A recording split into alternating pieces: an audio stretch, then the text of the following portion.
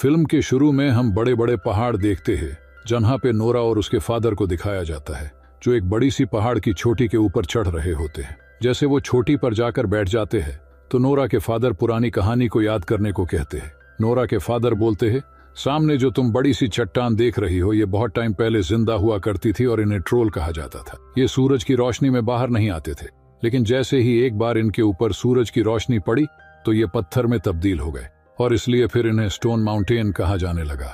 Nora कहती है कि पापा, ये सब कहानियों में ये होता है, ये सब कुछ रियलिटी नहीं है। लेकिन नोरा के फादर उससे कहते हैं कि बेटा, कुछ कहानियों सच्ची होती है और अगर तुम इन पहाड़ों को मन की आंखों से देखोगी तो तुम्हें ये दिखेंगे। फिर नोरा ध्यान से उस चट्टान की ओर देखने लग जाती है और वहां पर उसे कुछ चेहरे दिखाई देते हैं, जिससे कि वो काफी ज्यादा शॉक्ड हो जाती है। सीन शिफ्ट होता है और 20 साल बाद दिखाया जाता है कि नोरा काफी बड़ी हो चुकी थी और वो एक भू विशेषज्ञ बन चुकी है। नॉर्वे नाम के इलाके में बहुत टाइम से काम कर रही थी। वहां पे वो कुछ जमीन के अंदर ढूंढ रही थी और फाइनली उसका काम कंप्लीट हो जाता है और वहां पे उसे एक बड़े से मॉन्स्टर्स का स्कल मिलता है। वहीं दूसरी तरफ डोगरा माउंटेन के ऊपर रेलवे सुरंग बनाने के लिए माउंटेन को तोड़ा जा रहा था और उसकी खुदाई की जा रही थी। लेकिन वहां की कुछ सोशल वर्कर को ये बात बिल्कुल भी अच्छी नहीं लगती कि नेचर के साथ कोई भी छेड़छाड़ की जाए और इसलिए वो लोग प्रोटेस्ट करने लग जाते हैं। लेकिन यहाँ पर सबसे ज्यादा हैरानी की बात तो ये थी कि जैसे ही वर्कर्स अंदर ब्लास्ट करते हैं तो बहुत जोरों से आवाज आती है, जो कि काफी ज्यादा अजीब होती है। वो काफी ज्यादा डर जाते हैं और देखते ही देखते गुफा पूरी तरह से जमीन में धंस जाती है। साथ ही वहां पे बहुत बड़ा भूकंप भी आ जाता है। ये न्यूज मिलते ही वहां की सरकार कुछ मिलिट्री वालों को चेक करने के लिए भेजती है। वो वहां पर सैंपल निकालते हैं और उन्हें प्राइम मिनिस्टर तक पहुंचा दिया जाता है। जैसे ही पीएम और उसके सेक्रेटरी उस सैंपल को देखते हैं तो उसमें बहुत बड़े बड़े पैरों के पंजों के निशान होते हैं, जहां पर पीएम को तो कुछ समझ नहीं आ रहा होता है और इसीलिए वो सारे मिनिस्टर्स के साथ मैं एक मीटिंग बैठाने के लिए बोलती है। वहीं दूसरी तरफ नोरा को आर्मी की एक टीम चॉपर में बिठा के अपने साथ ओस्लो ले जाती है, क्योंकि नोरा की हेल्प चाहिए थी। जैसे ही नोरा ओस्लो पहुंचती है तो वहां पर पीएम का सेक्रेटरी उसका वेलकम करता है और वो उसे अपने साथ मीटिंग रूम में लेकर जा रहा होता है। मीटिंग रूम में पहुंचते ही नोरा देखती है कि वहां पर तो सारे नॉर्वे के बड़े बड़े ऑफिसर्स बैठे हुए होते हैं और मीटिंग चल रही होती ही। जहां पर तभी एक ऑफिसर रूम में पहुंच जाती है और सबको बड़ी स्क्रीन पे एक वीडियो क्लिप दिखाती है, जो कि एक प्रोटेस्ट ने अपने मोबाइल में रिकॉर्ड कर लिया था। जब डोगरा हिल में ब्लास्ट हुआ था, बाकी को तो वो वीडियो क्लिप नॉर्मल लग रहा था, लेकिन नोरा को उस वीडियो क्लिप में स्टोन से बना एक बड़ा सा दानव दिखाई देता है, जिसके 2 हाथ 2 पैर के साथ कुछ तस्वीरें दिख रही थी। नोरा सबको कहती है कि यहाँ बैठे रहने से कुछ भी नहीं होगा, हमें खुद वहां पर जाकर चेक करना होगा। जिसके बाद पीएम अपनी सेक्रेटरी को नोरा के साथ उस प्लेस पर भेज देती है। दूसरी तरफ हम बूढ़े कपल को देखते हैं जो कि चाय पी रहे थे। तभी उन्हें अचानक से बहुत जोर जोर से आवाज सुनाई देती है और उनका पूरा घर बहुत जोरों से हिलने लग जाता है। तो अपनी जान बचाने के लिए वो बेसमेंट में छुप जाते हैं। जब बाहर आने के बाद देखते हैं कि उनका घर तो पूरी तरह से तबाह हो चुका है। तब उसी प्लेस पे नोरा सेक्रेटरी के साथ आती है तो उन्हें वहां पर मिलिट्री ऑफिसर कैप्टन क्रिस मिलते हैं, जो कि उसे सारे सिचुएशन समझाते हुए कहते हैं कि यहां से कोई एक चीज निकल कर आई जो कि पहाड़ों की तरफ चली गई, जिसका हमें सिर्फ कुछ फुटप्रिंट ही मिला हुआ है। नोरा वहां छानबीन करती है और सोचती है कि इस केस में सिर्फ एक ही आदमी हेल्प कर सकता है और वो उसके पास पहुंचती है। तभी एक आदमी बंदूक लेकर मारने के लिए बाहर आ जाता है। तभी नोरा उस आदमी को शांत कराते हुए कहती है कि फादर मैं हूं, मैं आपकी बेटी नोरा। ये सुनने के बाद नोरा के फादर शांत हो जाते हैं। नोरा के फादर इस पहाड़ों में इसलिए रहते थे क्योंकि लोग उन्हें पागल समझते थे और कोई भी उनकी ट्रॉल हिल्स की कहानियों पर यकीन ही नहीं करता था। नोरा फिर उन्हें वीडियो क्लिप दिखाती है। नोरा के फादर ने अपने पूरे घर में ट्रोल की फोटोज लगा के रखी होती है, जिसे देखकर लग रहा था कि उसके फादर ट्रोल को अच्छी तरह से रिसर्च कर रहे हैं, क्योंकि वो दुनिया को दिखाना चाहते थे कि वो पागल नहीं है, वो झूठ नहीं बोल रहे हैं। उस क्लिप को देखने को बाद उनका यकीन बढ़ जाता है, लेकिन नोरा अभी भी ट्रस्ट नहीं कर रही थी। उसे तो ये कहानी ही लग रही थी। नोरा अपने साथ एक जगह पर ले जाती है जहां से फुटप्रिंट गायब हो गए थे। वहां जाके वो लोग फिर से रिसर्च करने लग जाते हैं, लेकिन तभी अचानक से नोरा देखती है कि पत्थरों के अंदर से एक बड़ी आंख खुलती है और फाइनली पहली बार इतने बड़े जिंदा ट्रॉल को अपने सामने देखती है और उसे देखकर बहुत ज्यादा हैरान हो जाती है। वो सब वहां से चोपर में बैठ के भागने लग जाते हैं।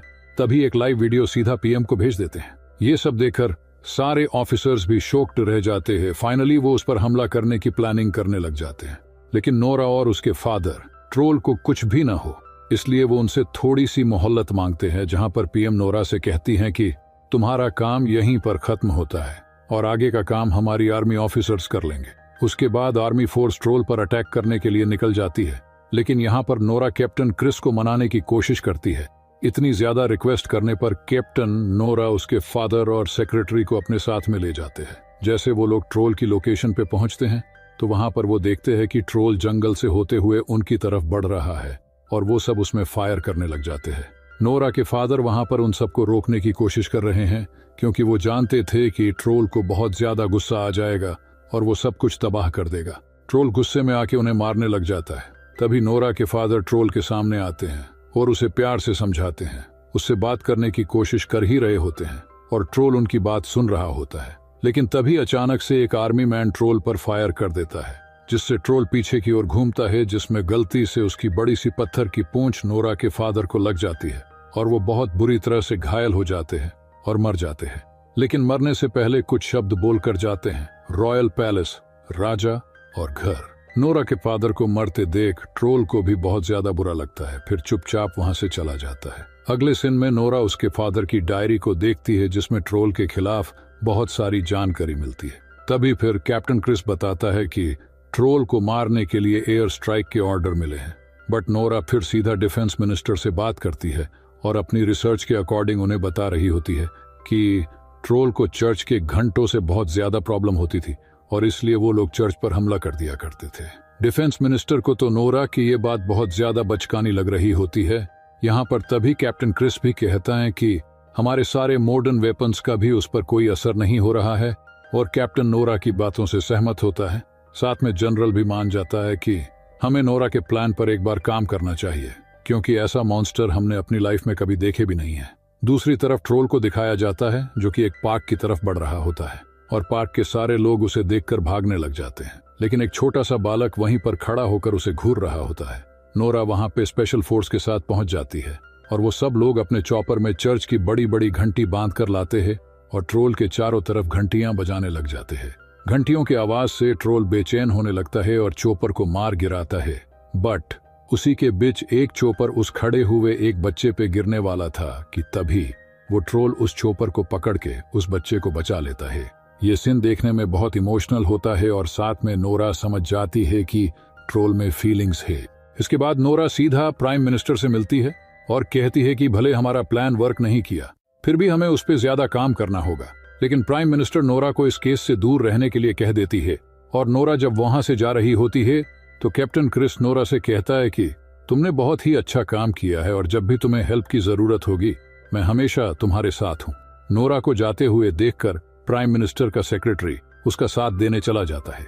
वहीं दूसरी तरफ पीएम मीडिया के जरिए पूरे शहर में पूरी स्थिति को बता देती है कि पहाड़ों को चीरकर एक मॉन्स्टर बाहर आया है और वह शहर की तरफ भी बढ़ रहा है, तो इसीलिए हम चाहते हैं कि हम आप सबको सुरक्षित रख सकें, बट इसके लिए आपको शहर से दूर जाना होगा और हमें सहयोग देना होगा।